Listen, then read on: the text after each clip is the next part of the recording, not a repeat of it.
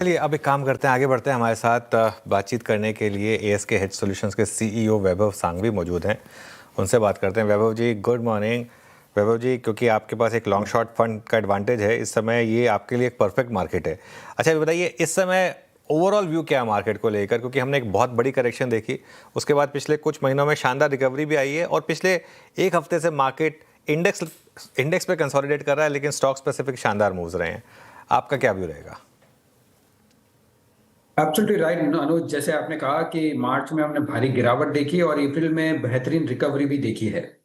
And post that जो consolidation हुआ है वो कंसोलिडेशन हेडलाइन इंडेक्स के ऊपर है, और ब्रॉडर मार्केट आई थिंक और मोमेंटम दिखा रहा है on an overall basis.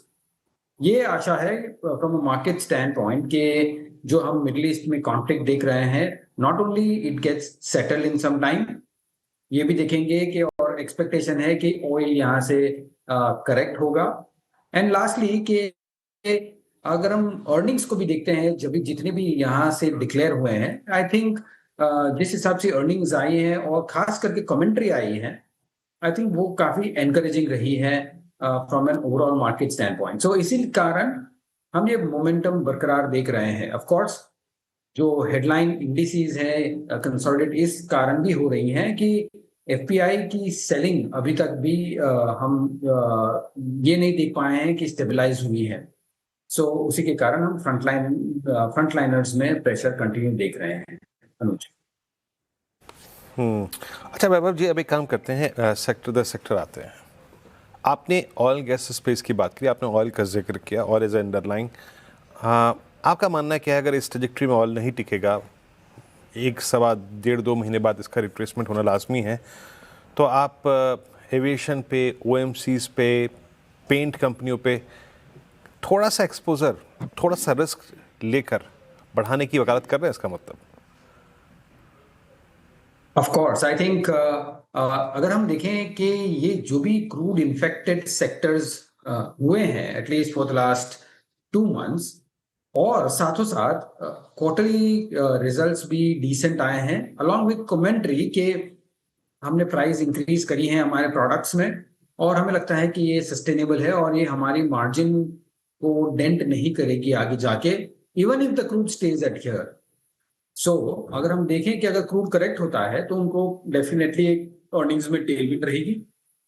Secondly from an OMCs company, जैसे आपने कहा, हमें लगता है कि इधर we have to probably increase the prices of the fuel, और अगर क्रूड नीचे आता है तो वैसे ही वो बेनिफिशियरी होंगे। सो अगर रिस्क रिवॉर्ड के हिसाब से अगर हम देखें तो ओएमसीज आफ्टर काफी दूसरे जो ऊपर से पिटे हुए हैं, I think at some point in time ये थोड़े अट्रैक्टिव बन सकते हैं। बट ऑफ कोर्स ये ध्यान में सिर्फ रखना चाहिए कि ये काफी वॉलेटाइल रहेगा और इवेंट ड्रिवन रहेगा।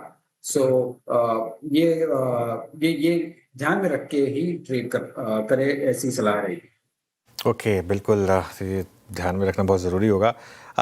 सबसे ज़्यादा जो मार्केट के लिए एक sort of high beta pocket रही है, वो है बड़े प्राइवेट बैंक्स।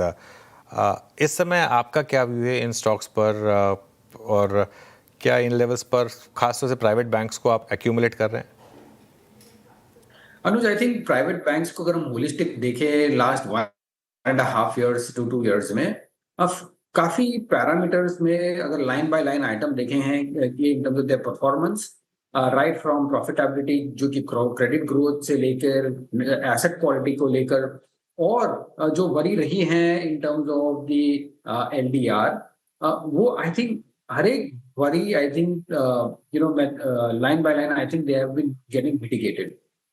हालांकि ये परफॉर्म नहीं कर पाए हैं, उसका मुख्य कारण यही है कि ये इसकी काफी बड़ी ओनरशिप है एफपीआई इन्वेस्टर्स के पास, और जब एफपीआई इन्वेस्टर्स आके बेचते हैं तो ये सेक्टर्स बाय डिफॉल्ट परफॉर्म नहीं कर पा रहे हैं, इंस्पाइट के फंडामेंटल्स ठीक बहुत ही अच्छे हो रहे हैं।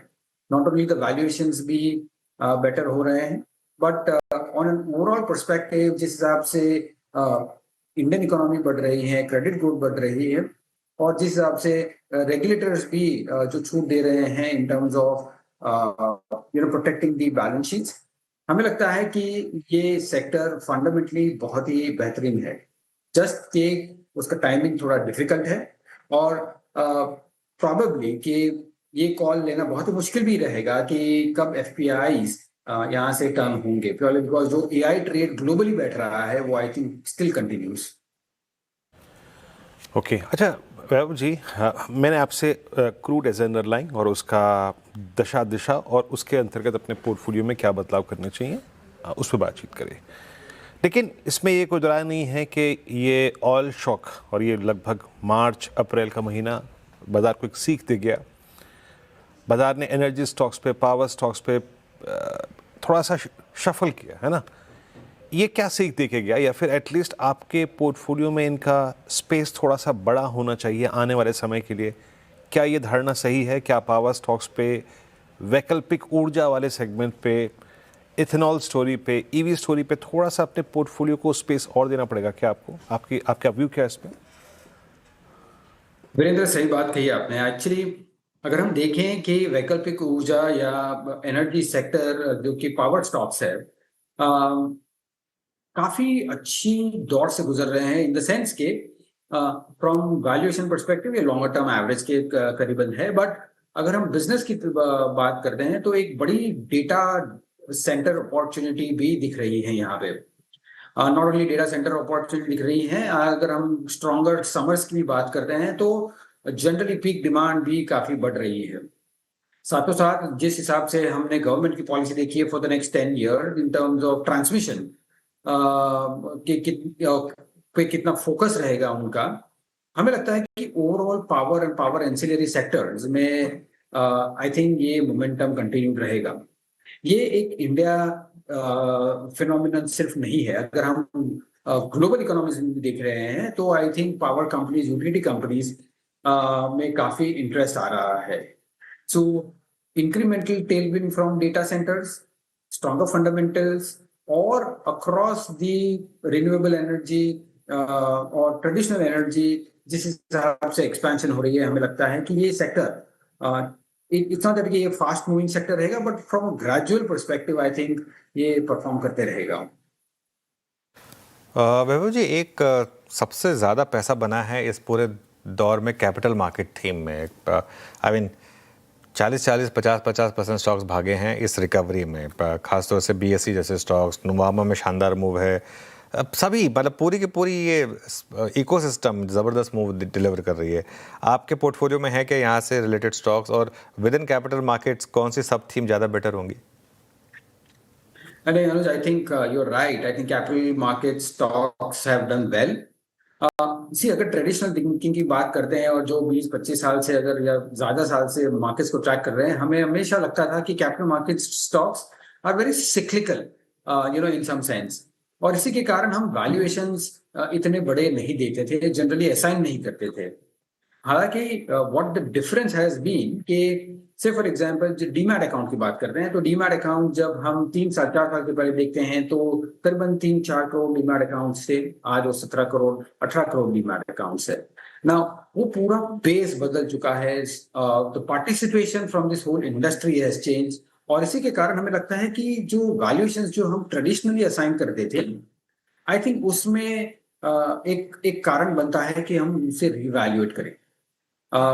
हालांकि अगर capital markets as a theme की बात करते हैं, राइट फ्रॉम ब्रोकिंग की बात करते हैं टू डिपॉजिटरीज की बात करते हैं, एएमसीज कंपनीज की बात करते हैं, I think across the board I think opportunities काफी अच्छी है।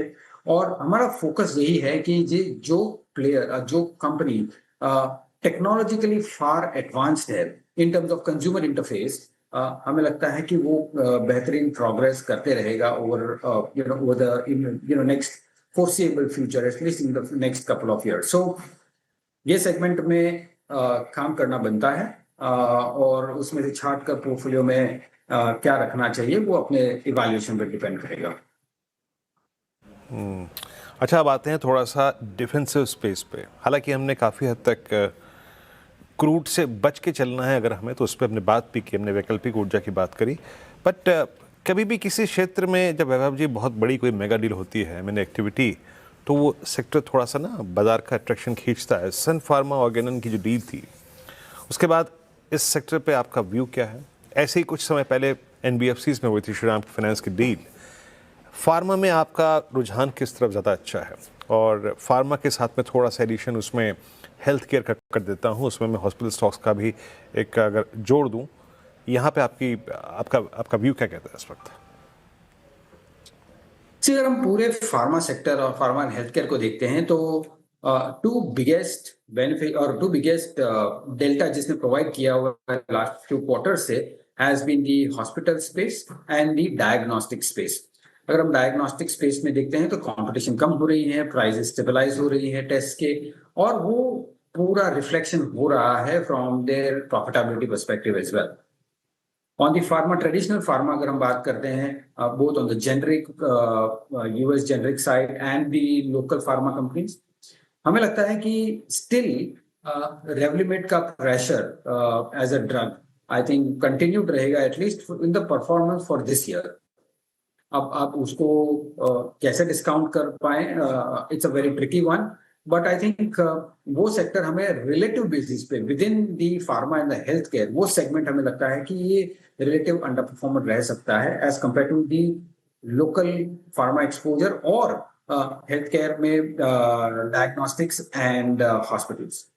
सो काफी बॉटम अप ड्रिवन रहेगा ये सेक्टर, और हमें हमारा बिलीफ हमेशा यही रहा है कि ये sector generally bottom up opportunities अच्छी थ्रो करते हैं। सो उसी के नजरिए से देखना चाहिए। ओके, चलिए एक आखिरी सवाल मेरी तरफ से पॉसिबली, कोई और बड़ी थीम्स या स्टॉक्स जो आपने आइडेंटिफाई किए हो रिसेंटली जहां इन्वेस्टमेंट किया हो? जी अनुज, आई थिंक जिस हिसाब से डेटा सेंटर्स की कैपेसिटीज बढ़ रही है और जिस हिसाब से प्लान्स आ रहे हैं, हमें लगता है कि जो करंटली करीबन 1.5 गीगावाट है, उसके प्लान्स है 11-12 गीगावाट जाने के लिए bye FY 2030।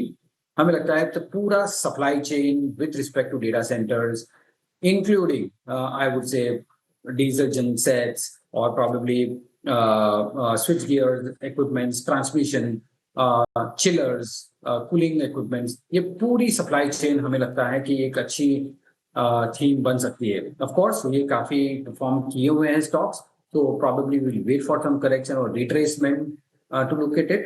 And secondly is the CDMO theme from an overall longer term standpoint.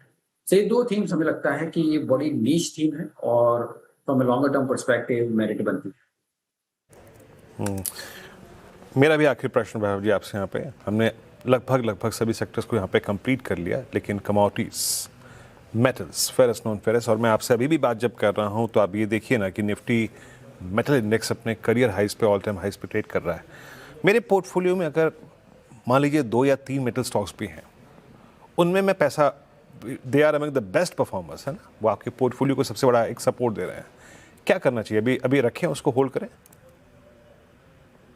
जी वीरेंद्र, हमें ये एक चीज बहुत ही अच्छी तरह से समझनी चाहिए कि metals is a very highly cyclical industry, okay, और काफी वेरिएबल्स हैं जो उसको इम्पैक्ट कर रहे हैं। अगर हम फेरस की बात करें, नॉन फेरस की बात करें, फेरस में तो काफी अच्छी तरह से प्रोटेक्शन है in terms of the prices, and at the same time from non ferrous perspective जिस हिसाब से LME प्राइजेस है काफी स्ट्रॉन्ग, हमें लगता है at least in the shorter term ये मोमेंटम बरकरार रहेगा। अगर हम मीडियम टू लॉन्गर टर्म की बात कर रहे हैं तो valuations are now starting getting towards the rich side of the cyclical valuations. So उस हिसाब से इसका आकलन करके पोर्टफोलियो रिकैलिब्रेट करना उचित रहेगा। ओके, चलिए बहुत बहुत शुक्रिया वैभव जी आज हमारे साथ जुड़ने के लिए और हमारे सारे सवालों के जवाब देने के लिए।